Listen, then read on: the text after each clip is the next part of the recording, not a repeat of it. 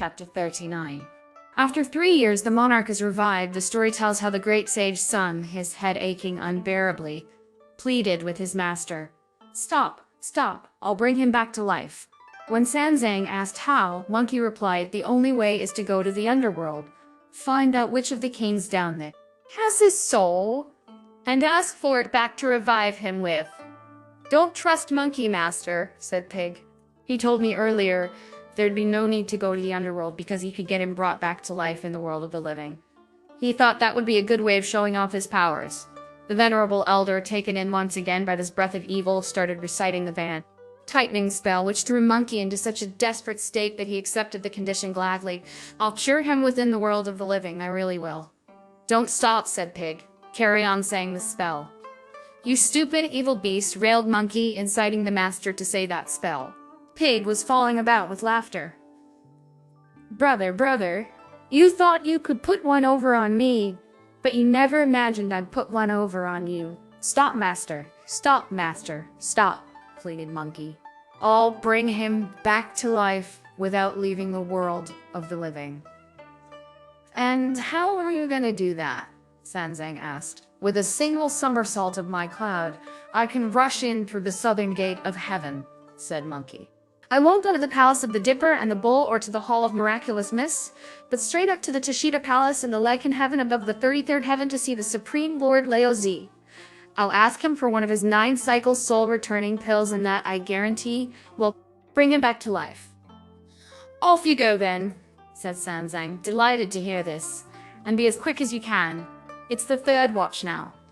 "It'll be after dawn by the time I get back," said Brother Monkey. "But it's an awful shame to see that king lying there dead and cold. There ought to be a mourner watching over him and weeping." "Don't tell me," said Pig, "that Ape wants me to be the mourner." "You most certainly will be," said Monkey. "If you don't weep for him, I won't be able to bring him back to life." "You go, brother," said Pig, "and leave the crying to me." "There's more than one way of crying," said Monkey. "Just yelling with your mouth is what they call wailing. Squeezing some tears out is weeping. What we need is sobbing and tears together, and sobbing as though your heart is broken for really proper weeping and wailing." "Shall I give you a demonstration?" asked Pig. He tore a strip of paper from somewhere, twisted it into a spill, and pushed it up his nose twice, which made him sneeze several times.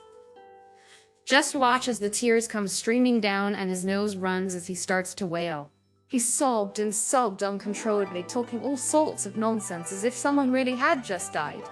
It was so distressing a performance that the tang priest started to cry. So upset was he. "That's just the sort of grief I want," laughed Monkey, "and you're not to stop crying. It was you who tricked the master into sending me off, you idiot, and I'll hear if you stop wailing. Carry on like this and you'll be fine. But if you stop for even a few moments, I'll give you 20 blows of my cudgel on your ankles."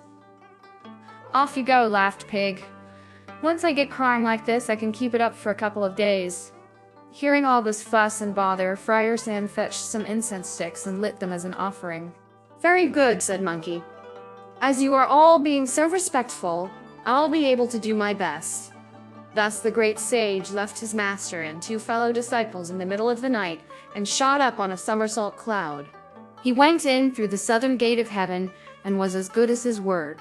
He did not go to the Hall of Miraculous Mist or the Palace of the Dipper and the Bull, but took his shining cloud straight up to the Tashita Palace in the Lycan Heaven. No sooner was he inside than he saw the Supreme Lord Laozi sitting in his elixir laboratory, where immortal boys were using a plantain leaf fan to fan the furnace where elixir was refined. When the Supreme Lord saw that Monkey was there, he told the boys who were looking after the elixir, "Be very careful. The elixir thief is back." Monkey paid his respects with a smile. "How dreary of you, old man.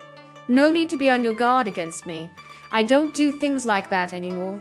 "Ape," said Lord Laozi, "you stole a lot of my magic pills 500 years ago when you made havoc in heaven. The little sage Ilang captured you and brought you up here to be refined for 49 days in my elixir furnace.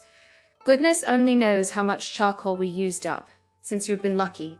Enough to escape and be converted to Buddhism, you've been escorting the Tang priest on his journey to the Western Heaven to fetch the scriptures. When you subdued those monsters on Flat Top Mountain the other day, you were very wicked. You refused to give me back my treasures. What are you here for? Now, I really wasn't being late with them, protested Monkey. When the time came, I gave you back your 5 treasures. What are you being so suspicious of me for? Why have you come sneaking into my palace when you ought to be on your journey? Lord Laozi asked. Since last I saw you, said Monkey, we've come to a country further west called Wuji, where an evil spirit disguised as a Taoist called up wind and rain, murdered the king and turned himself into the king's double. Now he's sitting in the palace. Last night my master was reading sutras in the palace. Last night my master was reading sutras in Precious Wood Monastery when he was visited by the king's ghost, who begged me to subdue the fiend for him and sort right from wrong. I didn't know whether to believe this, so I went with my fellow disciple pig into the palace gardens that night. We smashed our way in and found where he was buried, in an 8-sided well with glazed tile walls. We fished up his body, and it was in perfect condition. When we went back to the monastery to see my master, he ordered me in his compassion to bring the king back to life. He won't let me go to the underworld to ask for his soul back. I've got to find a way of saving him in the world of the living. The reason I've come to pay my respects to you is because there's no other place I can get him revived. I beg you, great patriarch, in your mercy to lend me 1,000 of your 9-cycle soul-returning pills to save him with. What outrageous nonsense, you ape, said Lord Laozi. 1,000? 2,000? Do you not make a meal of them? They're not just pellets of dirt. Clear off. I've none left. What about 100 or thereabouts? Asked Monkey. Not even that, said Lord Laozi. 10 or so, asked Monkey. Stop pestering me, you wretched ape, said Lord Laozi. None at all. Clear off. If you really haven't got any, said Monkey with a laugh, I'll have to ask for help elsewhere. Get out. Get out. Get out. Roared Lord Laozi, at which Monkey turned away and went. It then suddenly occurred to Lord Laozi that Monkey was so wicked that even after he had announced his departure and gone, he might slip back and steal some. So he sent some immortal boys to call Monkey back. You're so light-fingered, you monkey, he said, that I'd better give you a soul-returning pill. Since you know my powers, old man, said Brother Monkey, bring out all your golden elixir and split it 40-60 with me. You can consider yourself lucky. I might have taken a lot of them, like scooping up water in a leather sieve. The patriarch produced the gourd and turned it upside down. A solitary golden pill fell out. It's the only one I have, said Lord Laozi, handing it to Monkey. Take it. I'm giving it to you to revive the king with, and you can take the credit for it. Just a moment, thought Monkey as he accepted it. Let me taste it. You might be trying to fool me with a fake. He popped it into his mouth to the consternation of the patriarch, who grabbed him by the skullcap with one hand and seized his fist with the other. Damned ape, roared Lord Laozi. If you've swallowed now, I've had you killed. What a face, laughed Monkey. How petty you look. I wouldn't want to eat your pill. It's not worth 2pence, and it's nothing like it's cracked up to be. Here it is. Monkey had a pouch under his chin in which he had been keeping the pill.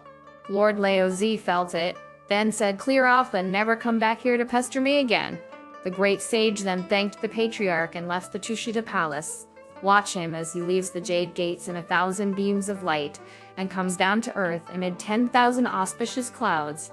In an instant, he was out through the southern gate of heaven and back to the land in the east, where the sun was now rising. He brought his cloud straight down to land outside the gate of the Precious Wood Monastery, where Pig could still be heard wailing. He approached and called, Master. You're back, Wukong, said Sanzang with delight. Have you got the pill? Yes, said Monkey. Of course he would, said Pig, even if he had to steal it. Brother, said Monkey, you can go away now. We don't need you to do that anymore. Dry your tears or go and weep somewhere else. Monkey then asked Friar Sand to fetch him some water. Friar Sand hurried to the well at the back where there was a convenient bucket and fetched Monkey half a bowl full of water. Monkey took the water, spat the pill out, and placed it between the king's lips. Then he prized the body's teeth apart with both hands and spurted the pill with a mouthful of clean water down into the king's stomach. For the next hour, wild noises could be heard from the stomach, but still the body could not move. "Master," said Monkey, "not even fetching my golden elixir is gonna save him. Are you really going to torture me to death?" "Of course he will come back to life," said Sanzang. "How else could a body so long dead swallow the water?" This shows the miraculous power of the golden elixir. Once the golden elixir is in the stomach starts singing. And when the stomach sings, the blood pulses move in harmony with it. The only thing is that the vital breath has been cut off and cannot extend itself. Iron would rust if it had been in a well for 3 years. How do you expect a human body to react? Now that his own vital breath is gone, someone has to give him a mouthful of air. Pig stepped forward to do this, only to be grabbed by Sanzang, who said, "You won't do. Get Wukong to come." Why did the master insist on this? It was because Pig had been a vicious man-eater since childhood, which meant that his breath was impure. Whereas Monkey had cultivated his conduct since he was young and lived off the fruits of pine, cypress, and peach trees, which gave him pure breath. So the great sage stepped forward, made a terrible thunder god face, put his mouth to the king's lips, and blew in. The breath went down the king's mouth, through the high tower, round the bright hall, and straight to the cinnabar field, then flowed back from the bubbling springs to the mud pill palace. With a noisy rush of air, the king's vital breath came together, and his spirit refunded. He sat up, flexed his hands and feet, and called out, "Master." Then he knelt in the dust and said, "I remember visiting you last night as a ghost, but I never expected to return to the world of the living today." Sanzang hastened to his seat and raised to his feet and said, "Your Majesty, it was none of my doing. You should thank my disciple." "What's the thing to say, Master?" laughed Monkey. "As the saying goes, a house can't have 2 masters. It's quite right that you should accept his thanks." Sanzang, still uncomfortable about accepting this courtesy, helped the king to his feet and took him into the meditation hall. Here, the king bowed in greeting to Pig, Monkey, and Friar Sand before taking his seat. By now, the monks of the monastery had prepared breakfast, and they were going to bring it in when they saw the dripping wet king, to their general alarm and suspicion. Monkey leaped out to say, "Don't worry, monks. This is the king of Wuji, your true sovereign. 3 years ago, he was murdered by a demon, and I brought him back to life last night.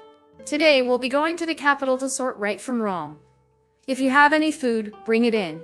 We'll eat, and then we'll be on our way." The monks then brought in hot water for the king to wash with and a change of clothes. They took off the king's yellow ochre robe and gave him 2 of the abbot's cloth habits with a yellow silk cord to tie around the waist instead of the belt of Lantian jade. They slipped off his no-worry shoes and put a pair of old monastic sandals on his feet instead. Then they all ate breakfast and the horse was saddled up. "How heavy's the luggage, Pig?" Monkey asked. "I've been carrying it for so long that I don't know anymore," Pig replied.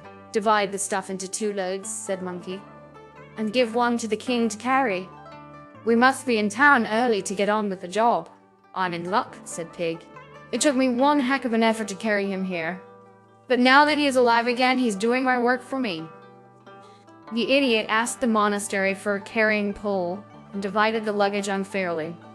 He put all the light things into his load and the heavier ones into the king's. "Your Majesty," laughed Monkey, "don't you feel hard done by, dressed like that and having to walk with us carrying a load?" The monarch fell straight to his knees and replied, "Master, you're the father and mother who have given me a second life. Never mind carrying the baggage, I'd be your groom, to serve you on your journey to the western heaven." "No need for you to go there," said Sanzang. "You're bound to by fate.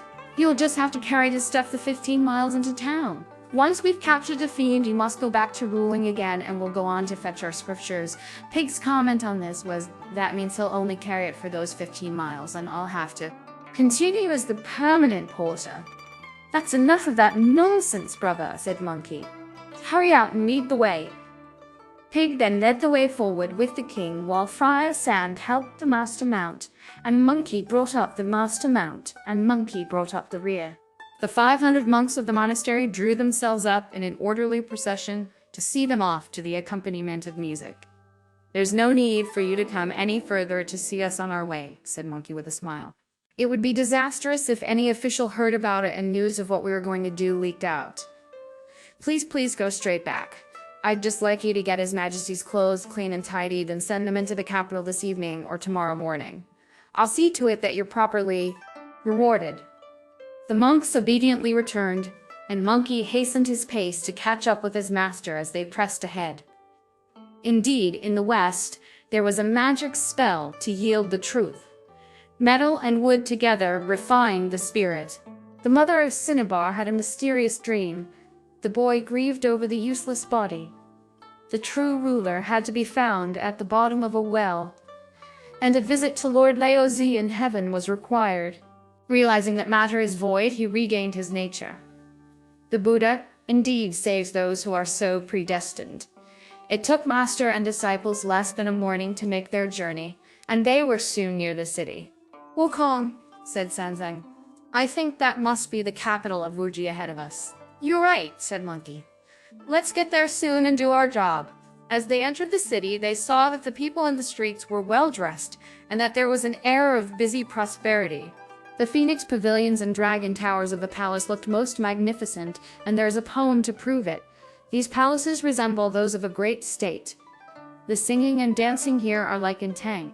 Flowers, precious fans, and red clouds sail above. Robes shine emerald in the sun. The peacock gates open on clouds of incense, colored flags fly over the curtains of pearl. Truly an admirable picture of prosperity. The officials stand silent with nothing to report. Sanzang dismounted and said, "Disciple, I think we should go to the palace and submit our travel documents so as to avoid trouble from petty officials." "You're right," said Monkey. "My brothers and I will all go in together. It'll be much easier to manage if there are several of us." "If you all go in," said Sanzang, "don't talk rough. Pay your respects to him as a subject would to his sovereign before you say anything." "Does that mean kowtowing?" Monkey asked. "Yes," said Sanzang. "The full obeisance with 5 bows and 3 kowtows." "You're useless, master," laughed Brother Monkey. "It would be really stupid to do obeisance to him. You better let me go in first and sort things out. I'll see what he has to say before deciding how to reply. If I bow, you all bow. And if I squat, you all squat." Watch as a troublemaking Monkey King leads them to the palace gates and says, "To the official on duty there, we are pilgrims sent by the great Tang Emperor in the east to worship the Buddha and fetch the scriptures from the western heaven. Today we have come to present our credentials, and I would trouble you, distinguished sir, to pass them on for us. In this way you will not hinder our excellent achievement." The gate officer then went in through the southern gates of the palace, knelt on the steps, and reported, "There are 5 monks outside the gates who say that they are pilgrims sent by the great Tang to worship the Buddha and fetch scriptures from the western heaven. They are now here to present their credentials, and rather than intrude uninvited, they are awaiting the royal summons outside the gates." The fiend monarch sent for them at once. As he went in through the palace gates with the Tang priest, the king, who had been brought back to life, could not hold back his tears, which flowed down his cheek. "How awful is," he thought, "that my kingdom, which is as strong as bronze and iron, has been secretly stolen from me." "Don't upset yourself, your majesty," said Monkey, "or you'll give the game away. My cudgel is dancing in my ear, and it's absolutely bound to succeed. I guarantee that I'll kill the fiend and sweep away all his filth. The kingdom will soon be yours again." The king dared not disobey, so wiping away his tears with his clothes, he took his life in his hands and followed them as they went into the main audience hall of the palace.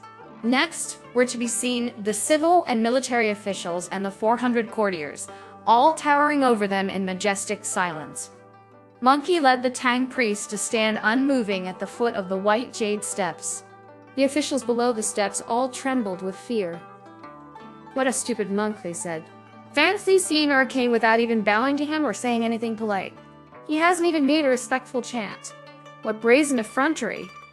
Before the words were out of their mouths, the Fiend King asked, "Where is that monk from?" To this monkey boldly replied, "He is a pilgrim sent by Imperial command from the land of Great Tang in the east of the southern Jambu continent, to go to the Thunder Monastery in India in the west in order to worship the living Buddha and fetch the true scriptures. Now that he is here, he does not wish to pass through your country without reporting his presence, which is why he has come today to submit his credentials." Hearing this, the Fiend King thought angrily, "What's so special about your eastern land? I don't pay tribute to your court or have any dealings with your monarch, so how dare you be so rude and not bow to me? We in the east have long had a heavenly dynasty," said Monkey with a smile, "and been regarded as a superior country, while yours is just an inferior frontier state. As the old saying has it, the emperor of a greater land is the father and the superior. The ruler of a greater land is the father and the superior. The ruler of a lesser state is the son and the inferior. You didn't even come out to meet us. How dare you complain about us not bowing?" In a raging fury, the Fiend King ordered his civil and military officials arrest that uncouth monk. At the word arrest, the officials all rushed at Monkey, who gave a shout, pointed at them, and told them to keep back. By pointing at them, he made magic that immobilized them. None of the officials could now move. Indeed, the colonels before the steps became wooden figurines. The generals in the hall were statues of clay. Seeing that all his civil and military officials had been turned to statues, the Fiend King leapt down from his dragon throne and was just about to seize Monkey, who thought gleefully, "Just what I want. Even if his head is made of iron, one touch of my cudgel will be enough to make a hole in it." But as the fiend started to move, a rescuer came forward from beside him. Do you know who it was? It was the Crown Prince of Wuji, who rushed forward to grab the fiend's court robes, kneel before him, and say, "Please don't be angry, your majesty." "Why, my boy?" asked the fiend. "Let me tell you, father. 3 years ago I heard tell that a holy monk had been sent by the Tang Emperor to worship the Buddha and fetch the scriptures from the western heaven. I never thought that he would be here in our country today. Your Majesty has a fiery temper, and I'm afraid that you will have the monk beheaded, and that the great Tang Emperor will be furious when he eventually hears the news. Since making himself ruler, the Tang Emperor Lai Shimin has unified the country, but he isn't satisfied yet. He has sent military expeditions overseas already. If he learns, sir, that you have killed this holy priest who is his sworn brother, he's bound to raise an army to wage war on you. Our forces are much too weak to cope, but by then it will be too late for regrets. If your Majesty will accept your son's suggestion, you should have the 4 monks arrested and thoroughly questioned. Hold them on the charge of not paying obeisance to the royal presence. Sentence can be passed later. All these suggestions to hold the fiend back were made because the Crown Prince was worried that the fiend would harm the Tang priest. He did not realize that Monkey had deliberately done things in that way in order to get a crack at the fiend. The fiend accepted the prince's advice, stood before his throne, and roared, "Monk, when did you leave the east? Why did the Tang monarch send you to fetch scriptures?" Monkey stood proud as he replied, "My master is the Tang Emperor's sworn brother, and his title is Senzang." The Tang Emperor had a minister called Wei Zheng, who beheaded the old dragon of the Jing River in a dream because heaven ordered him to. When the Tang Emperor came back to life after dreaming that he had toured the underworld, he held a great water and land mass to save the souls of all those who had been unjustly slain. Because my master preached on the scriptures with such broad compassion, the Bodhisattva Guanyin instructed him to travel west. My master made a solemn vow, volunteering gladly to do this in order to express his full loyalty to his country, and was given a letter of credence by the Tang Emperor. This was 3 days before the full moon in the 9th month of the 13th year of the reign period, Tianguang. After leaving the lands of the east, he came to the Double Boundary Mountain, where he took me to be his senior disciple. My name is Sun Wukong, son the novice, or brother, Monkey. Then he came to Gao village in the land of Tibet, where he took his second disciple called Zhu Beiji, Zhu Wanning, or Pig. At the Flowing Sands River, he took his third disciple, She Wujing, or Friar Sand. Then the day before yesterday, he took on a lay brother at the Precious Wood Monastery, to be our porter. On hearing all this, the fiend, who had no way of searching the Tang priests or of using a crafty approach to questioning Monkey, glared angrily and said, "When you left the east, you were traveling alone. Of the 4 followers, you picked up the 3 regular monks on no problem. But I won't stand for your taking that lay brother. I'm sure the fellow was kidnapped. What's he called? Does he have an official ordination license? Bring him forward to make a statement." At this, the real king began to tremble as he asked, "Master, what shall I say?" "Don't be afraid," said Monkey, giving him a pinch. "I'll speak for you." The splendid great sage hurried forward and yelled to the fiend at the top of his voice, "Your Majesty, this old lay brother is dumb, and a bit deaf too. But when he was young, he once went to the Western Heaven, so he knows the way. I'm very familiar with his background, so I knows the way. I'm very familiar with his background, so I beg your Majesty in your mercy to allow me to speak on his behalf." "Unless you want to be punished, you'd better make a full and frank statement at once," said the fiend. To this Monkey said, "The brother now confessing is getting on in years, struck both deaf and dumb, and bankrupt too. Long have his family lived in this region till 5 years ago catastrophe struck. No rain fell, and the people suffered drought. Monarch and commoners all kept in fast. Incense was burned amid their prayers to heaven, but for hundreds of miles no clouds could be seen. When all the people were in agonies of hunger, a wizard from Zongshan suddenly arrived. He showed his great powers to bring the wind and rain, then secretly murdered the ruler of the country, pushed him down the well in the palace's garden, took the throne himself in the king's own likeness. Luckily I came and did a great good deed, raising the dead and restoring him to life. Then he volunteered to act as our porter and go to the west together with us monks. The false king is really a very evil wizard. The lay brother is in fact the true king in disguise." Hearing this as he sat in his palace's throne hall, the fiend was so frightened that his heart leapt like a little deer, and his face flushed. He drew away at once and was just about to flee, but he was unarmed. He turned round to see that one of the officers of the palace guard, who had a sword at his waist, was standing stock still like an idiot because Monkey's magic had immobilized him. The fiend grabbed the sword and rose into the air on a cloud, to the thunderous fury of Friar Sand and loud complaints from Pig about Monkey's impatience.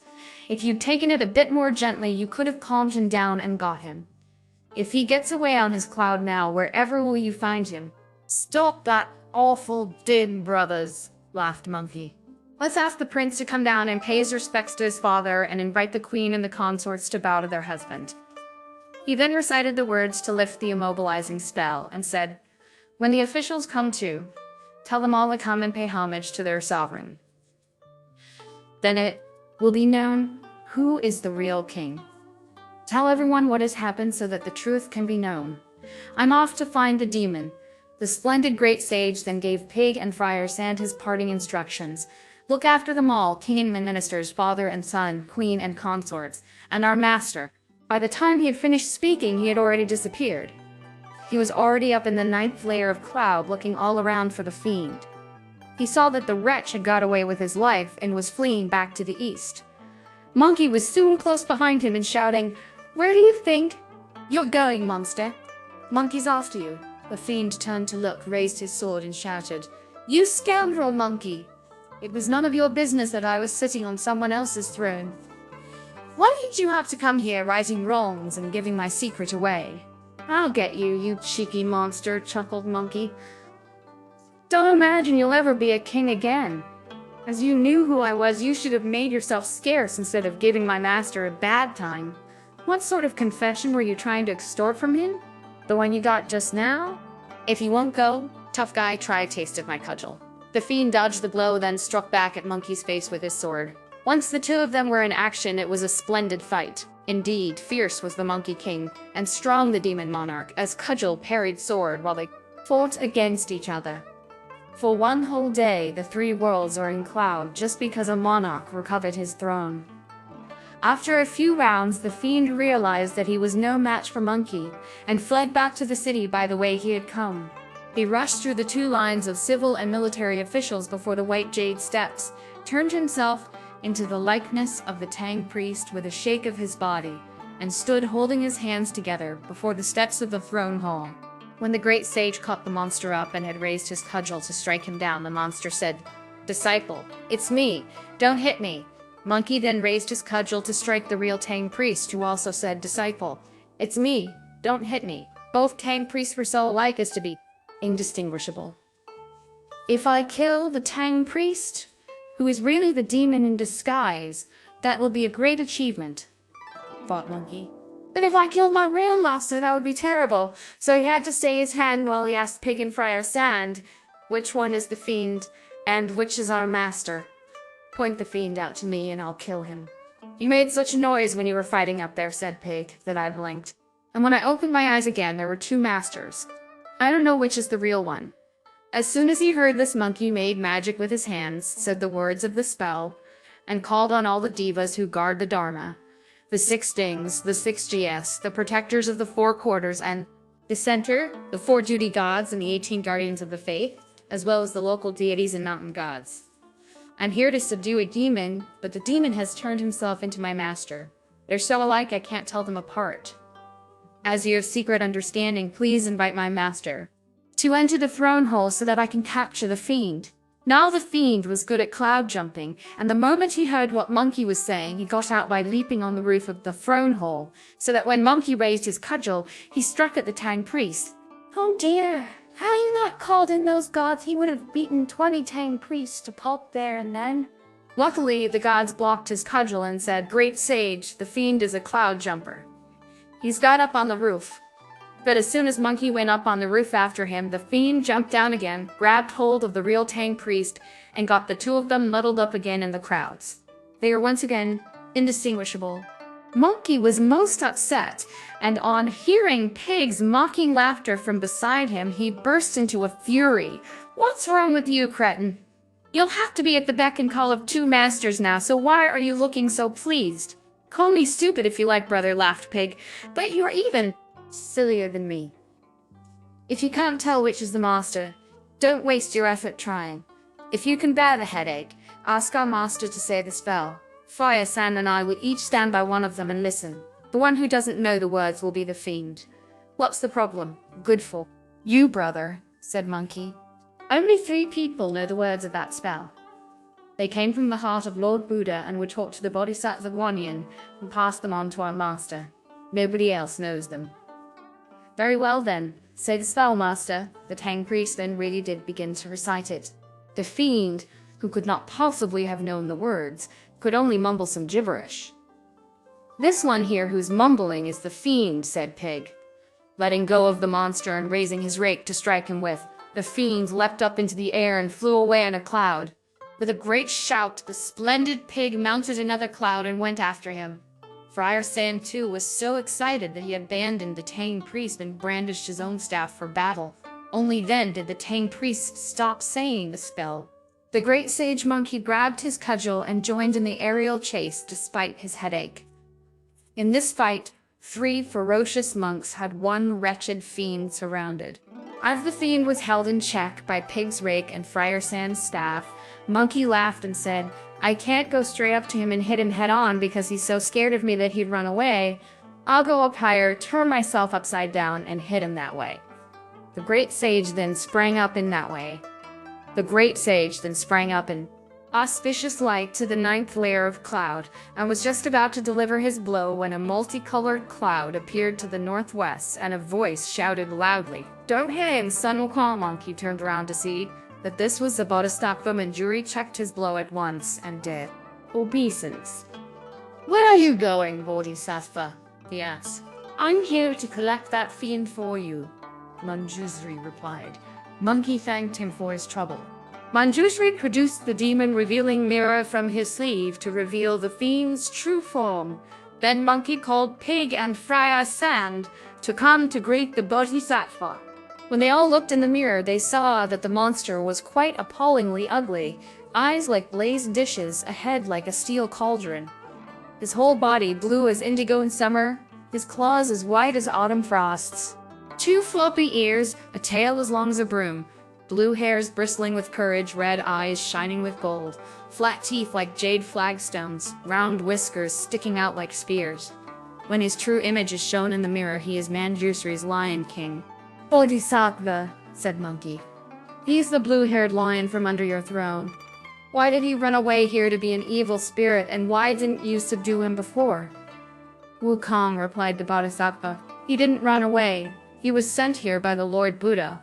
How could the Lord Buddha possibly have sent this beast here to become a spirit and usurp the throne?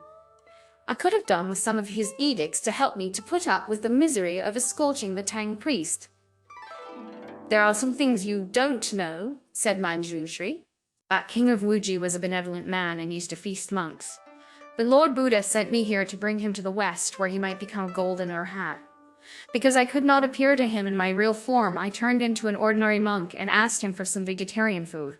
When he was unable to answer some questions I asked, he took me for an evildoer, had me tied up, and immersed me in the palace moat for 3 days.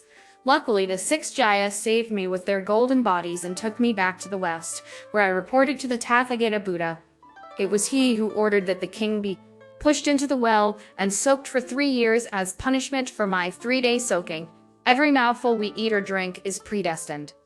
By coming here, you have now won a great merit. You may have repaid your private grudge, like repaying every mouthful, but goodness only knows how many people that monster murdered, replied Monkey. He never killed anyone, the Bodhisattva replied.